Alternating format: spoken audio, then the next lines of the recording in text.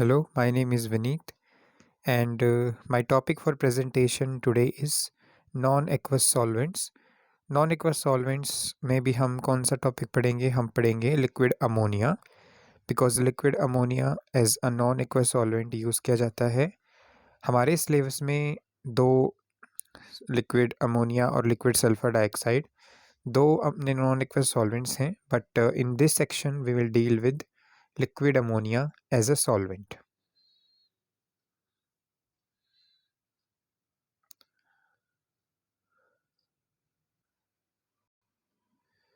सो liquid ammonia, सबसे पहले तो लिक्विड अमोनिया एक इनऑर्गेनिक नॉन एक्वस सॉल्वेंट है।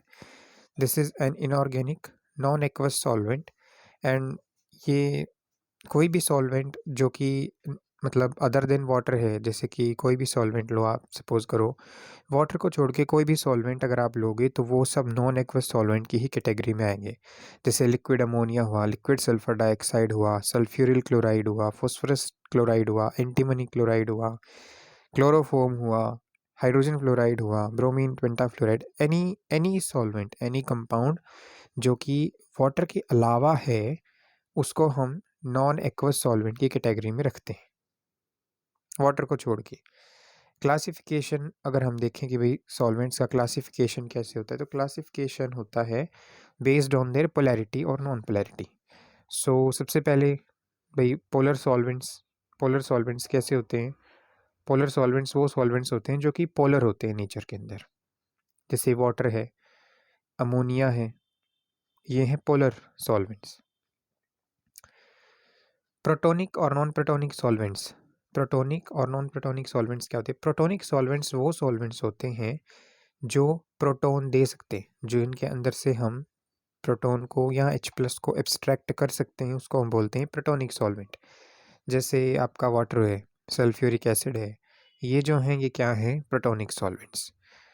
वाइल ऐसे सॉल्वेंट्स जिनके अंदर से हम वाटर को जो H प्लस है उसको एलिमिनेट नहीं कर सकते, उसको हम बोलते हैं नॉन प्रोटोनिक सॉल्वेंट। जैसे लिक्विड सल्फर डाइऑक्साइड हुआ, बेंजीन हुआ, क्लोरोफोम हुआ, ईथर हुआ, इनके अंदर से हम क्या कर सकते हैं? जो H प्लस है उसको रिमूव नहीं कर सकते, देयरफॉर इनको हम क्या बोलेंगे? Non protonic solvents. सो ये थी classification based on protonic solvent and non protonic solvent, hydrogen abstraction. Second बात आती है कि प्रोटिक या प्रोटोनिक सॉल्वेंट्स। प्रोटिक सॉल्वेंट्स वही अगेन वही चीज़ जो कि भाई अगर वो मतलब प्रोटोन दे सकते हैं तो उनको हम बोलते हैं प्रोटोनिक सॉल्वेंट्स। जैसे अमोनिया है, अमोनिया अगर सेल्फ आयनाइजेशन करेगा तो अमाइड की फॉर्म में और अमोनियम आयन की फॉर्म में एग्जिस्ट कर सकता है। सो हम ये बोलेंगे कि ये एक प्रोटोनिक सॉल्वेंट है। इसमें भी फिर हम दो कैटेगरीज करते हैं, एक तो होता है एसिडिक या बेसिक, एक तो होता है एसिडिक या प्रोटोजेनिक सॉल्वेंट्स, और एक होता है बेसिक या प्रोटोफिलिक सॉल्वेंट्स। प्रोटिक सॉल्वेंट्स के दो टाइप आते हैं, एसिडिक या प्रोटोजेनिक सॉल्वेंट्स, बेसिक या प्रोटोफिलिक सॉल्वेंट्स। एसिडिक या प्रोटोजेनिक सॉल्वेंट्स क्या होते हैं? जो सिर्फ प्योरली क्या कर सकते हैं? प्रोटोन को एलिमिनेट कर सकते हैं। वाइल बेसिक सॉल्वेंट्स कैसे होते हैं? जो कि प्रोटोन को एक्सेप्ट कर सकते हैं, वो होते हैं आपके बेसिक सॉल्वेंट्स। या प्रोटोफिलिक यानी कि प्रोटोन को एक्सेप्ट करने वाले सॉल्वेंट। फिर कुछ सॉल्वेंट होते हैं जैसे कि एप्रोटिक सॉल्वेंट हुआ। एप्रोटिक सॉल्वेंट मतलब कि ऐसे सॉल्वेंट्स जो प्रोटोन नहीं एब्स्ट्रैक्ट कर सकते, यानी कि जिनमें से हम प्रोटोन को नहीं निकाल सकते, उनको हम बोलते हैं एप्रोटिक सॉल्वेंट या नॉन प्रोटिक सॉल्वेंट्स। जैसे एंटीमनी डाइक्लोराइड, बेंजीन हुआ, CHCl3, chloroform, carbon tetrachloride, sulphur dioxide, ये जो हैं एज अ सॉल्वेंट तो हम इनको यूज़ करते हैं, बट क्योंकि हाइड्रोजन एब्स्ट्रैक्ट नहीं कर सकते इनमें से, देयरफॉर इन्हें हम एप्रोटिक सॉल्वेंट की कैटेगरी में रखेंगे। फिर हम देखते हैं एसिडिक, बेसिक या एम्फीप्रोटिक सॉल्वेंट्स। एसिडिक सॉल्वेंट्स क्या कौन से होते हैं? जिनके अंदर एक कैपेसिटी होती है प्रोटोन को डोनेट करने की, जैसे कि एसिटिक एसिड हुआ, हाइड्रोजन फ्लोराइड हुआ, ये जो हैं ये क्या हैं? एसिडिक सॉल्वेंट्स जो हाइड्रोजन को दे सकते हैं, they are known as acidic solvents. While वो सॉल्वेंट्स जो जिनका जिनकी टेंडेंसी H प्लस को एक्सेप्ट करने की ज़्यादा है, देने की कम है, उसको हम बोलते हैं बेसिक सॉल्वेंट्स, बेसिक या प्रोटोफिलिक सॉल्वेंट्स। जैसे कि अमोनिया हुआ, अब ये अगर H+ एक्सेप्ट करेगा तो अमोनियम आयन फॉर्म करेगा। पिरिडीन हुआ, पिरिडीन अगर H+ एक्सेप्ट करेगा तो पिरिडीनियम आयन बनाएगा। वाइल ऐसे सॉल्वेंट्स जिनके अंदर दोनों तरह की मतलब कैपेसिटी होती है, दोनों तरह की कैपेसिटी मीन्स वो H+ ले भी सकते हैं और वो H+ दे भी सकते हैं, यानी कि उनको वो कैसे हैं नेचर में, एम्फोटेरिक या amphiprotic. Amphiprotic means dual, amphi means dual, amphiprotic means dual character of accepting और डोनेटिंग प्रोटॉन। डोनेट भी कर सकते हैं वो और एक्सेप्ट भी कर सकते हैं वो प्रोटॉन को, उनको हम बोलते हैं एम्फीप्रोटिक सॉल्वेंट्स। वाइल फिर कुछ सॉल्वेंट्स होते हैं जिसको हम बोलते हैं ionising solvents and non ionising solvents. देखो आयनाइजिंग सॉल्वेंट्स वो सॉल्वेंट होते हैं जो कि सेल्फ आयनाइजेशन करते हैं। सेल्फ आयनाइजेशन मीन्स खुद ही आयनाइज हो जाना, अपने खुद ही आयनाइज अपने कैटायन में और खुद ही अपने एनायन में आयनाइज हो जाना साइमल्टेनियसली। जैसे वाटर है, वाटर एक आयनाइजिंग सॉल्वेंट है, वाटर खुद ही अपने कैटायन में और एनायन में आयनाइज हो जाता है। जैसे वाटर हुआ, लिक्विड अमोनिया हुआ, ये दोनों क्या हैं, आयनाइजिंग सॉल्वेंट्स। सल्फर डाइऑक्साइड भी एक आयनाइजिंग सॉल्वेंट है, क्योंकि सल्फर डाइऑक्साइड किस में आयनाइज हो जाता है, सेल्फ आयनाइज किस में हो जाता है, एक तो सल्फ्यूरिल आयन में और एक साथ में सल्फाइट आयन में। ऐसे ही अमोनिया किस में आयनाइज हो जाता है, self ionise ammonium cation and amide ion. ऐसे ही वाटर जो है वो हाइड्रोनियम आयन और हाइड्रोक्सिल आयन दोनों के अंदर क्या हो जाता है, सेल्फ आयनाइजेशन। वाइल ऐसे सॉल्वेंट्स जो कि सेल्फ आयनाइज नहीं होते उनको हम बोलते हैं नॉन आयनाइजिंग सॉल्वेंट्स, जैसे बेंजीन, हाइड्रोकार्बन्स, ये सब। वाइल कुछ सॉल्वेंट्स होते हैं जिनको हम बोलते हैं कोऑर्डिनेटिंग या नॉन कोऑर्डिनेटिंग सॉल्वेंट्स। देखो कोऑर्डिनेटिंग सॉल्वेंट क्या होते हैं, वो सॉल्वेंट्स जो कि सोल्यूट मॉलिक्यूल्स के साथ में कोऑर्डिनेट बॉन्ड फॉर्म करें उनको हम बोलते हैं कोऑर्डिनेटिंग सॉल्वेंट्स। जैसे अमोनिया है, अमोनिया के पास लोन पेयर है तो ये क्या कर सकता है, सोल्यूट मॉलिक्यूल के साथ कोऑर्डिनेट बॉन्ड फॉर्म कर सकता है, इसीलिए हम इसको कोऑर्डिनेटिंग सॉल्वेंट की कैटेगरी में रखेंगे। ऐसे ही DMF dimethyl formamide, DMSO dimethyl sulphoxide और सल्फर डाइऑक्साइड, ये जो है ये सब के सब इनके अंदर क्या है, लोन पेयर ऑफ इलेक्ट्रॉन्स। तो क्योंकि लोन पेयर ऑफ इलेक्ट्रॉन्स हैं इस वजह से ये इस लोन पेयर को डोनेट करके और मेटल आयन के साथ में या किसी भी आयन के साथ में सोल्यूट मॉलिक्यूल के साथ में कोऑर्डिनेट बॉन्ड सेटअप कर सकते हैं। इस वजह से इनको हम कोऑर्डिनेटिंग सॉल्वेंट की कैटेगरी में रखते हैं। वाइल वो solvents which are not capable of coordinating with the metal ions, जो कि मेटल आयंस के साथ में कोऑर्डिनेट ही नहीं करते, उनको हम बोलते हैं नॉन कोऑर्डिनेटिंग सॉल्वेंट्स। जैसे कार्बन टेट्राक्लोराइड। अब कार्बन टेट्राक्लोराइड में कोई loan pair of electrons present नहीं है कार्बन के पास, सो ये क्या करेगा, डोनेट नहीं करेगा। ऐसे ही हाइड्रोकार्बन, सैचुरेटेड हाइड्रोकार्बन्स, ये भी क्या होते हैं, नॉन कोऑर्डिनेटिंग सॉल्वेंट्स। फिर हम बात करते हैं फिजिकल प्रॉपर्टीज़ ऑफ सॉल्वेंट्स। देखो हमें बेसिक सी कौन से फिजिकल प्रॉपर्टीज़ पढ़नी है, melting boiling point, dielectric constant, viscosity, density, dipole moment, heat of fusion and heat of vaporisation और रिफ्रैक्टिव इंडेक्स। ये मेन हमें जो है फिजिकल प्रॉपर्टीज़ पढ़नी है। उसमें से भी सबसे पहले, क्योंकि अगर हम लिक्विड अमोनिया की बात कर रहे हैं तो हम यही सारी प्रॉपर्टीज़ लिक्विड अमोनिया के लिए ही डिस्कस करेंगे। सो लिक्विड अमोनिया का जो फ्रीजिंग पॉइंट होता है या मेल्टिंग पॉइंट जिसको हम बोलते हैं वो क्या होता है, -77 डिग्री सेल्सियस, और बॉइलिंग पॉइंट जो है -33 डिग्री सेल्सियस। देखो अमोनिया जो है, अमोनिया एक ऐसा सॉल्वेंट है जिसके मेल्टिंग एंड बॉइलिंग पॉइंट दोनों ही बहुत कम है। सो इसकी रिएक्शंस को हमें रूम टेम्परेचर पे कराना पॉसिबल नहीं हो पाता, क्योंकि रूम टेम्परेचर एक ज़्यादा टेम्परेचर है और ये जो टेम्परेचर्स हैं ये हैं नेगेटिव टेम्परेचर्स। तो इसके लिए हमें टेम्परेचर को इतना लो करना पड़ेगा ताकि उसको हम मेल्ट या बॉयल ना होने दें, क्योंकि बॉइलिंग पॉइंट ही -33 है और रूम टेम्परेचर होता है 25। तो ये तो अगर रूम पे अगर हमने इसकी रिएक्शन को कराया तो इट विल वेपराइज, तो लिक्विड अमोनिया रहेगा ही नहीं, वो तो अमोनिया गैस किस फॉर्म में आ जाएगा, गैसियस फॉर्म में। सो इस वजह से ये जो हैं अमोनिया के जो मेल्टिंग एंड बॉइलिंग पॉइंट हैं वो लो हैं, इस वजह से इसकी रिएक्शंस को हम रूम टेम्परेचर पे नहीं करा पाते। इसके लिए हमें स्पेशल अपैरेटस और स्पेशल इक्विपमेंट्स चाहिए होते हैं टू परफॉर्म इस रिएक्शंस। फिर हम देखते हैं डाइलेक्ट्रिक कांस्टेंट। देखो 3 तरह के सॉल्वेंट्स होते हैं, एक तो होते हैं जिनके डाइलेक्ट्रिक कांस्टेंट बहुत हाई हो, एक होते हैं जिनके डाइलेक्ट्रिक कांस्टेंट मीडियम रेंज में हो, एक होते हैं जिनके डाइलेक्ट्रिक कांस्टेंट लो रेंज में हो, कम हो। सो अमोनिया एक ऐसा सॉल्वेंट है जिसका डाइलेक्ट्रिक कांस्टेंट की जो रेंज है दैट इज़ लो। कैसी लो है? देखो, लो का मीन्स जिसकी डाइलेक्ट्रिक कांस्टेंट 2 से लेके 20 तक हो उसको हम बोलते हैं लो डाइलेक्ट्रिक कांस्टेंट का सॉल्वेंट, और जिसकी डाइलेक्ट्रिक कांस्टेंट 20 से लेके 50 की रेंज में उसको हम बोलते हैं moderate solvent, moderate dielectric constant का सॉल्वेंट। थर्ड है हाई डाइलेक्ट्रिक कांस्टेंट सॉल्वेंट जिसमें 50 से लेके 80 तक की वैल्यूज चली जाती है। सो डाइलेक्ट्रिक कांस्टेंट अमोनिया का है -22 एट -33। सो इस तरह से हम ये देखेंगे कि ये जो है एक लो डाइलेक्ट्रिक कांस्टेंट का लिक्विड है, मतलब लो डाइलेक्ट्रिक कांस्टेंट का सॉल्वेंट है। और लिक्विड रेंज क्या होती है? लिक्विड रेंज होता है बॉइलिंग पॉइंट और मेल्टिंग पॉइंट, इनके बीच का difference. Melting point and boiling point के बीच का difference is known as liquid range. जैसे अमोनिया का जो मेल्टिंग पॉइंट है दैट इज -77 और बॉइलिंग पॉइंट इसका है -33। सो इसका जो लिक्विड रेंज होगा वो होगा 44, इसका लिक्विड रेंज होगा 44। ठीक, सो -77 से -33 तक हम बोलेंगे कि इसकी लिक्विड रेंज चली जाती है। Heat of fusion, heat of fusion क्या होती है? हीट ऑफ फ्यूजन होती है किसी भी हीट ऑफ फ्यूजन क्या होती है, ध्यान दीजिएगा। हीट ऑफ फ्यूजन होती है किसी भी कंपाउंड के एक मोल को दी जाने वाली वो हीट, एक मोल को दी जाने वाली वो हीट जिससे जिससे कि वो जो कंपाउंड है, जिससे वो जो कंपाउंड है वो किसकी फॉर्म में आ जाए, वो लिक्विड की फॉर्म में आ जाए, सॉलिड से लिक्विड की फॉर्म में आ जाए। किसी भी कंपाउंड की को दी जाने वाली वो हीट जिसमें से उसका एक मोल जो है वो सॉलिड से लिक्विड में आ जाए, उसको हम बोलते हैं हीट ऑफ फ्यूजन। ऐसे ही हीट ऑफ वेपराइजेशन क्या होती है?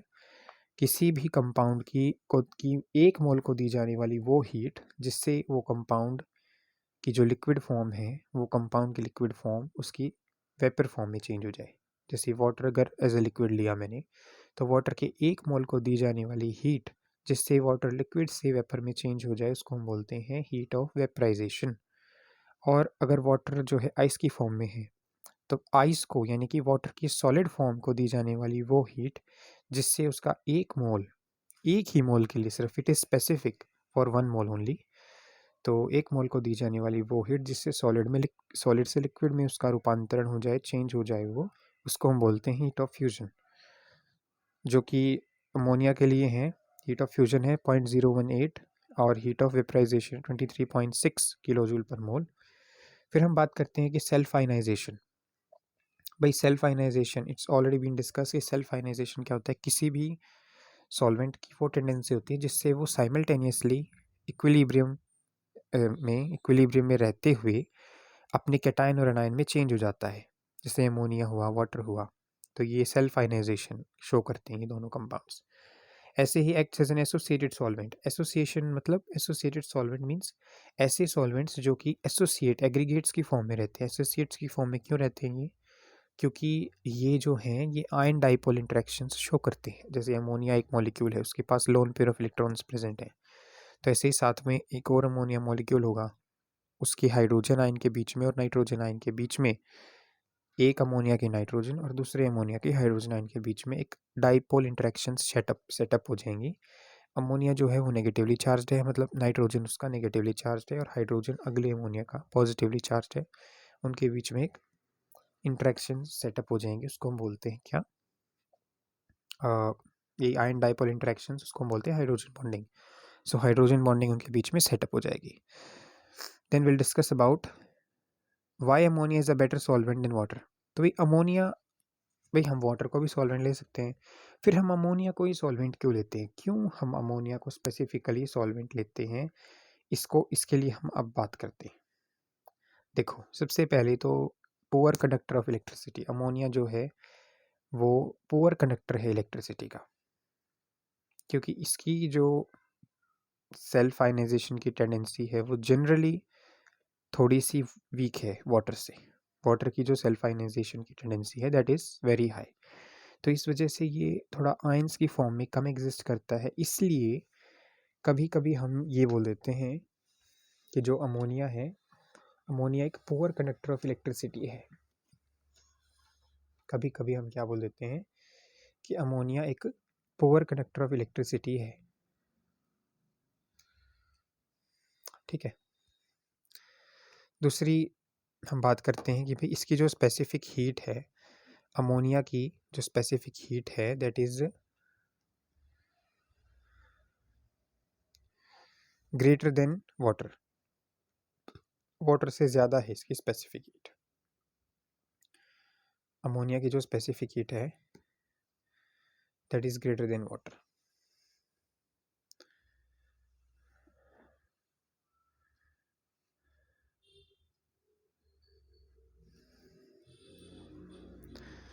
ठीक, specific heat of ammonia is greater than water. अब इस वजह से इसको हम बेटर सॉल्वेंट क्यों लेते हैं, क्योंकि भाई इसकी स्पेसिफिक हीट ज़्यादा है। स्पेसिफिक हीट ज़्यादा है मतलब कि इसको, इसकी जो वाटर में, मतलब इसकी जो वेपराइज होने की टेंडेंसी है या फिर इसकी लिक्विड से वेपर की फॉर्म में जाने की टेंडेंसी है वो थोड़ी सी क्या है, ज़्यादा है कंपैरेटिवली वाटर। इसीलिए इसको दी जाने वाली हीट भी क्या होगी, मतलब क्योंकि एसोसिएशन इसका इतना ज़्यादा है, इस वजह से इसकी जो स्पेसिफिक हीट होगी वो भी हाई होगी। फिर हम बात करते हैं इट इज़ विस्कोसिटी।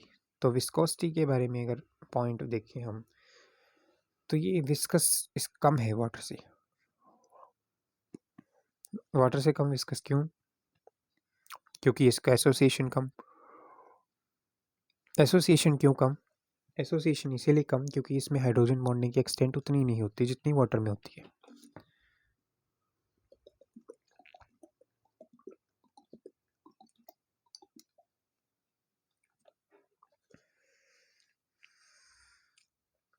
वाटर में जो हाइड्रोजन बॉन्डिंग की एक्सटेंट है that is comparatively very very high and then ammonia.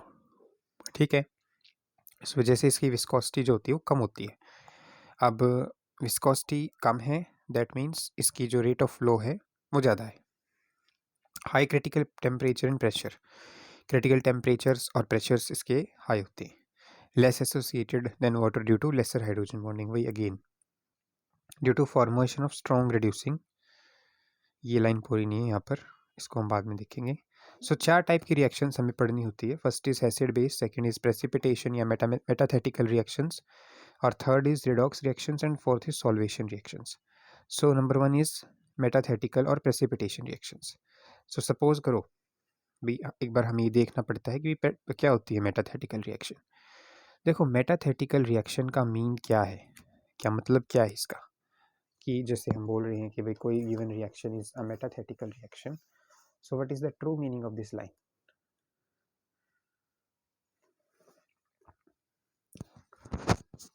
So metathetical reactions जो होती हैं एक तरह से वो कैसी रिएक्शंस होती हैं, प्रेसिपिटेशन रिएक्शंस ही होती हैं।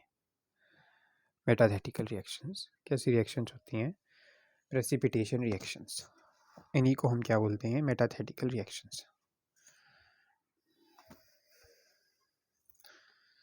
ठीक है, इन रिएक्शंस के अंदर प्रेसिपिटेशन होता है, मतलब कि दो कंपाउंड्स जो हैं, सो क्या होती है metathetical reactions. Metathetical reactions, so metathetical reactions are the reactions in which precipitation occurs। Precipitation means किसी भी कंपाउंड का,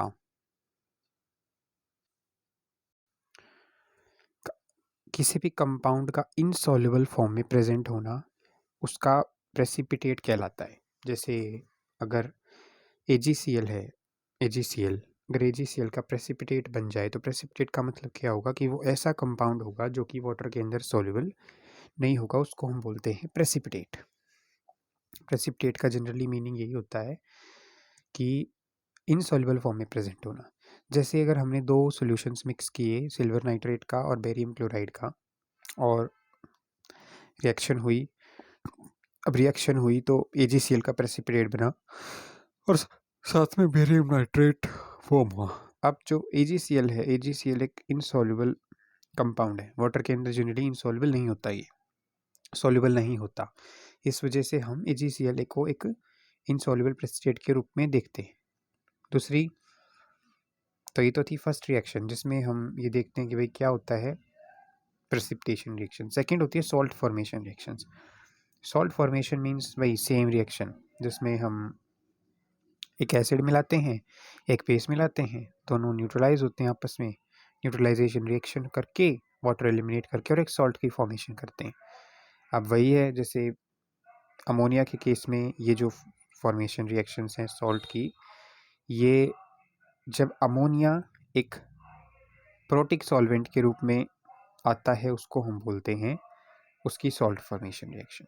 देखो इसमें हमें क्या लेना पड़ता है, इसमें हमें सबसे पहले एक ऐसा कंपाउंड लेना पड़ता है जिसका जो H+ आयन है वो एब्स्ट्रैक्ट हो, और एक कंपाउंड ऐसा लेना पड़ता है जो या तो अपने OH नेगेटिव डोनेट करे या फिर क्या करे, H+ को एक्सेप्ट करे, या तो H+ को वो एक्सेप्ट करे, ऐसा कंपाउंड होना चाहिए। अब जैसे यूरिया है, सॉरी यूरिड है, यूरिड को हम वाटर में फॉर्म नहीं कर सकते। यूरिड जो है, देखो यहाँ पर देखो आप, urea, this is the formula of urea, this is the formula of urea, this is urea and this is urid, NHCONH2, इसे हम बोलते हैं यूरिड। अब यूरिड को हम वाटर में फॉर्म नहीं कर सकते बिकॉज ये रिएक्शन होगी ही नहीं, क्योंकि जो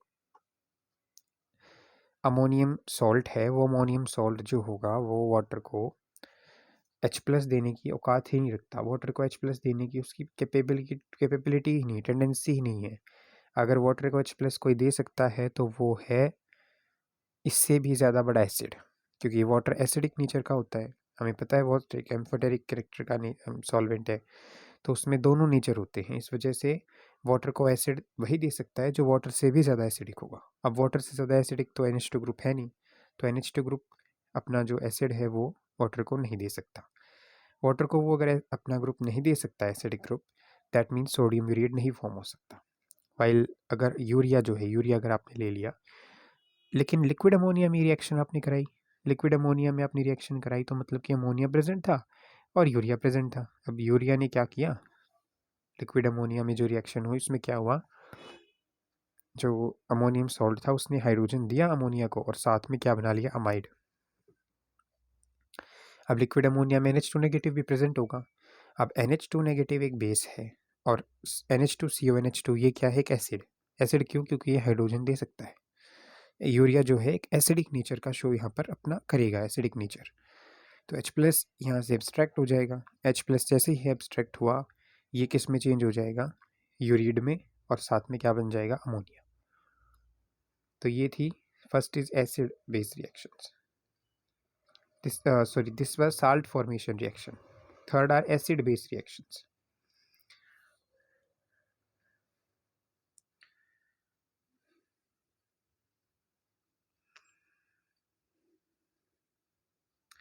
अब एसिड एक ऐसा सब्सटेंस है जो कि लिक्विड अमोनिया में हम स्पेसिफिकली बात कर रहे हैं। एसिड एक ऐसा सब्सटेंस है जो कि बाय आयनाइजेशन, खुद के आयनाइजेशन से ऐसा आयन दे, अगर वो जो सब्सटेंस है उसको अगर एसिडिक नेचर शो करना है तो उसको सेल्फ आयनाइजेशन से वो केटायन देना पड़ेगा जो ऑटो आयनाइजेशन से, auto ionisation mean self ionisation से अमोनिया देता है। अब सेल्फ आयनाइजेशन से अमोनिया कौन सा केटायन देता है, अमोनियम केटायन। तो किसी भी सब्सटेंस को एसिडिक नेचर शो करने के लिए वही सेम केटायन देना पड़ेगा by ionisation, by direct ionisation. तो जो भी आयन ऐसा कर सकता है वही, मतलब जो भी कंपाउंड ऐसा कर सकता है उस कंपाउंड को हम बोल देंगे एसिड। और क्योंकि ये अमोनिया जैसा ही एक केटायन दे रहा है दैट, तो इसको हम बोल देंगे अमोनो एसिड। जैसे NH4Cl है, NH4Cl कैसे केटायन दे सकता है, अमोनियम केटायन। अमोनियम केटायन कौन देता है, अमोनिया, बाई सेल्फ आयनाइजेशन। तो इसीलिए हम इसको बोल देंगे अमोनियम एसिड, अमोनो एसिड। ठीक है। अब अमोनो एसिड है और जैसे सोडामाइड है NaNH2 सोडामाइड, ये कैसी रिएक्शन शो, ये क्या है, ये है बेस। और कैसा बेस, अमोनो बेस। क्यों? क्योंकि ये जो है बाई आयनाइजेशन एक तो देगा अमाइड आयन, एक देगा सोडियम आयन। अमाइड आयन जो है वो कैसा एसिड, कोई कैसा आयन है जो कि अमोनिया बाई सेल्फ आयनाइजेशन देता है। सो ये कैसा है, अमोनिया का बेस। अमोनिया का बेस कौन सा है, अमाइड। तो अमाइड जो होगा यानी कि सोडामाइड जो होगा वो जब अमाइड देगा, और क्योंकि अमोनिया भी अमाइड दे रहा है by self ionisation, that means sodamide या जो सोडामाइड होगा बेसिकली वो क्या होगा, अमोनो बेस। जब एसिड और बेस आपस में मिलेंगे तो सॉल्ट फॉर्म होगा और सॉल्वेंट भी फॉर्म होगा। फिर होती हैं सॉल्वोलिटिक रिएक्शंस। सॉल्वोलिटिक रिएक्शंस जनरली क्या रिएक्शंस होती हैं, सॉल्वोलिटिक रिएक्शंस से मीनिंग हमारा वो रिएक्शंस हैं जिसमें सॉल्वेंट सोल्यूट मॉलिक्यूल को, सॉल्वेंट जो है वो सोल्यूट मॉलिक्यूल को दो हिस्सों में तोड़ देगा। दो हिस्सों में तोड़ने के बाद सॉल्वेंट मॉलिक्यूल सोल्यूट मॉलिक्यूल के या तो किसी एक हिस्से पे या दोनों हिस्सों पे लग जाएगा, उसको हम बोलते हैं सॉल्वोलिटिक प्रोसेस। सॉल्वोलिटिक और अमोनिया में हो रही है दैट इज अमोनोलिसिस। तो इसको या तो अमोनोलिसिस बोल दो या सॉल्वोलिसिस ऑफ अमोनिया बोल दो। अमोनिया की मदद से किसी चीज़ को तोड़ना that is known as ammonolysis. Water की मदद से तोड़ना वो क्या था, हाइड्रोलिसिस। सो अगर वाटर एज अ सॉल्वेंट है तो उसको हम बोलते हैं हाइड्रोलिसिस, और अगर अमोनिया एज अ सॉल्वेंट है और वो स्प्लिटिंग रिएक्शन शो कर रहा है दैट इज, तो उसको हम बोल देंगे अमोनोलिसिस। जैसे अमोनिया है और आपने लिया कैसा कंपाउंड, SO2Cl2। SO2Cl2 को अमोनिया मॉलिक्यूल ने क्या किया, दो हिस्सों में तोड़ दिया, एक तो SO2 में और एक Cl2 में। अमोनिया ने क्या किया, एक हिस्से पे कब्जा कर लिया SO2 पे और खुद जाके वहाँ पे क्लोरीन की जगह अटैच हो गया, उसको हम बोलते हैं अमोनोलिसिस रिएक्शन। यानी कि अमोनिया ने सल्फ्यूरिल क्लोराइड SO2Cl2 को, देखो यहाँ पे रिएक्शन, इसको तोड़ दिया SO2 और Cl2 में, और Cl2 की जगह SO2 पे जाके लग गया। तो ये भी तो एक तरह की कैसी रिएक्शन है, अमोनोलिसिस रिएक्शन। ठीक है। फिर एक होती है सॉल्वेशन रिएक्शन। अब सॉल्वेशन रिएक्शन का क्या मतलब होता है, सॉल्वेशन रिएक्शन का मतलब होता है किसी भी सब्सटेंस का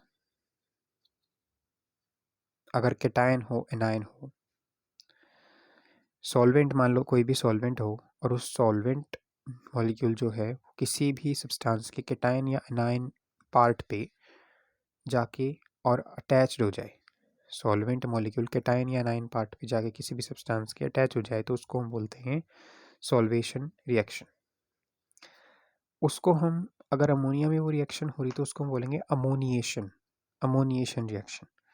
अमोनिया जो है as a non aqueous solvent किसी भी सब्सटेंस के पॉजिटिव या नेगेटिव पार्ट पे जाके ऐड हो जाए तो उसको हम बोलते हैं सॉल्वेशन या अमोनिएशन रिएक्शन। जैसे कॉपर सल्फेट है, NH3 उसके ऊपर अगर ऐड हुआ तो एक एडक्ट बनेगा CuSO4 डेट 4NH3, दिस अमोनिएट, इसे हम बोलेंगे अमोनिएट। ऐसे ही CuCl2 जो है, CuCl2 सॉरी बेरियम सल्फेट है, जैसे सपोज करो बेरियम सल्फेट,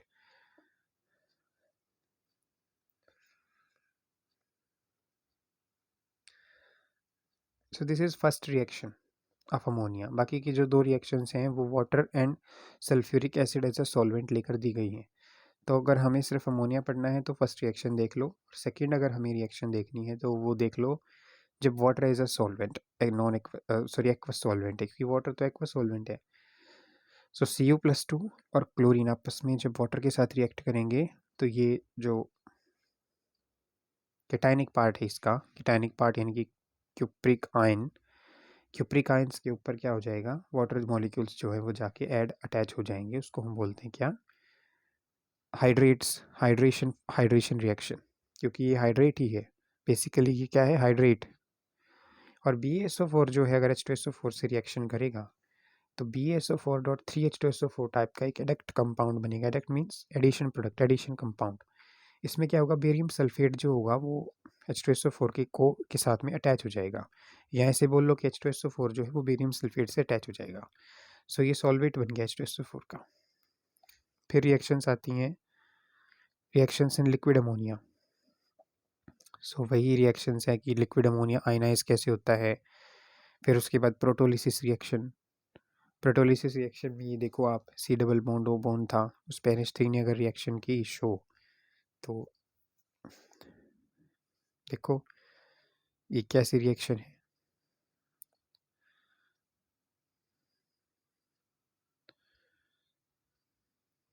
उसके बाद सेकेंड टाइप की रिएक्शंस हैं एसिड बेस न्यूट्रलाइजेशन रिएक्शन।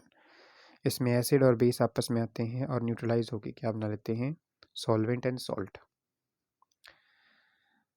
ये जो न्यूट्रलाइजेशन रिएक्शंस होती हैं, ये अमोनिया की जो रिएक्शंस होती हैं ये वाटर जैसे ही होती हैं। वाटर जैसे एसिड में और अगर बेस में अगर जो है एसिड और बेस रिएक्ट करते हैं वाटर के अंदर, फिर सॉल्ट बनता है और वाटर बनता है, ऐसी ही रिएक्शंस इसकी भी होती है। जैसे NH4Cl और पोटेशियम अमाइड ने आपस में आए और कंबाइन किए, कंबाइन करके इन्होंने एक सॉल्ट बनाया जिसे बोलते हैं पोटेशियम क्लोराइड, और साथ में ही उन्होंने क्या बना लिया, सॉल्वेंट भी बना लिया, अमोनिया।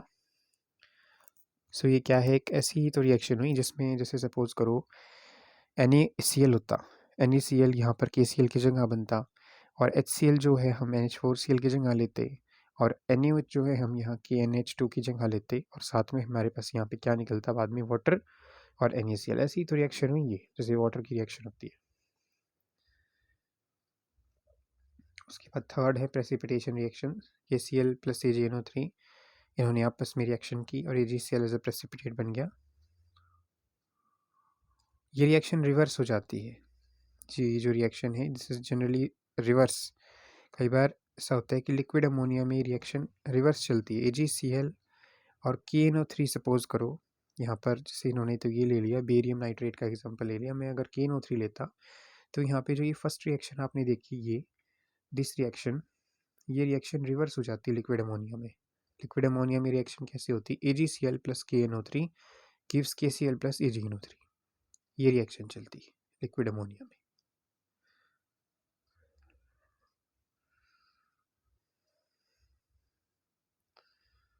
फिर अमोनोलिसिस रिएक्शन।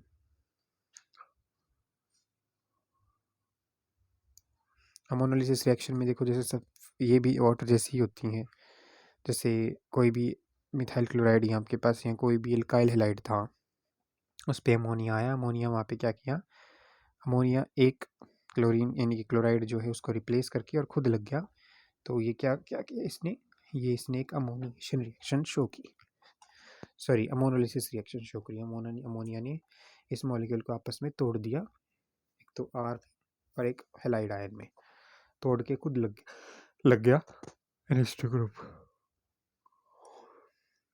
सॉल्यूशंस इन लिक्विड अमोनिया, मतलब कि अल्कलाई मेटल्स जो होते हैं वो लिक्विड अमोनिया के अंदर बहुत ज़्यादा सॉल्युबल होते हैं।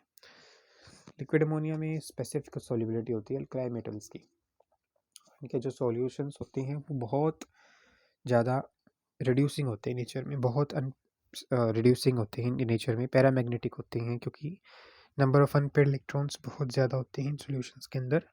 और चूंकि नंबर ऑफ इलेक्ट्रॉन्स ज़्यादा हैं, दैट मीन्स अब क्योंकि ये विजिबल रीजन में अगर रेडिएशन को मतलब एनर्जी को एब्जॉर्ब करेंगे तो ये कलर भी देंगे, और कलर इनके सॉल्यूशंस का कैसा होता है, ब्लू, ब्लू कलर इनका होता है इनके सॉल्यूशंस का। तो स्ट्रांगली रिड्यूसिंग नेचर के सॉल्यूशंस होते हैं और ब्लू कलर के सॉल्यूशंस होते हैं। ये देख लो, इसमें क्या होता है, अमोनिया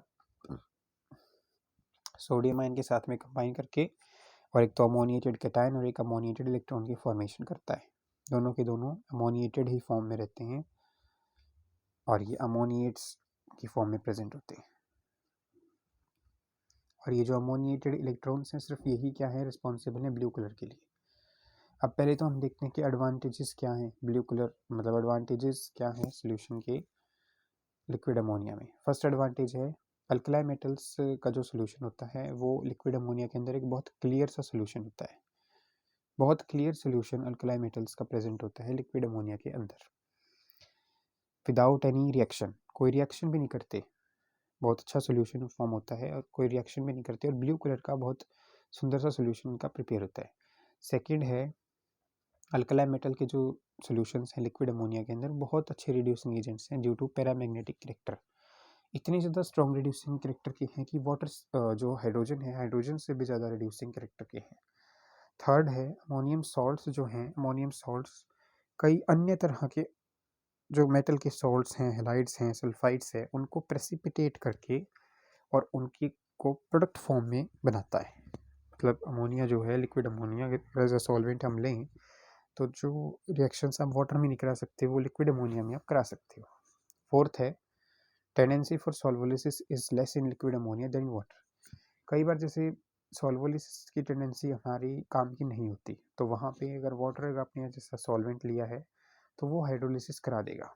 अब जैसे वो हाइड्रोलिसिस करा देगा दैट मीन्स हमने वो कंपाउंड को मतलब तोड़ दिया, बेसिकली वो कंपाउंड तो दो हिस्सों में टूट गया, और हमें ये चाहिए कि भी कंपाउंड दो हिस्सों में नहीं टूटना चाहिए। तो इस वजह से आप क्या करो, आप ये करो कि आप वाटर की जगह लिक्विड अमोनिया ले लो। लिक्विड अमोनिया जो है वो इतना अच्छा सॉल्वोलिसिस नहीं करता, वो बेटर है। फिर कुछ डिसएडवांटेजेस भी हैं। First is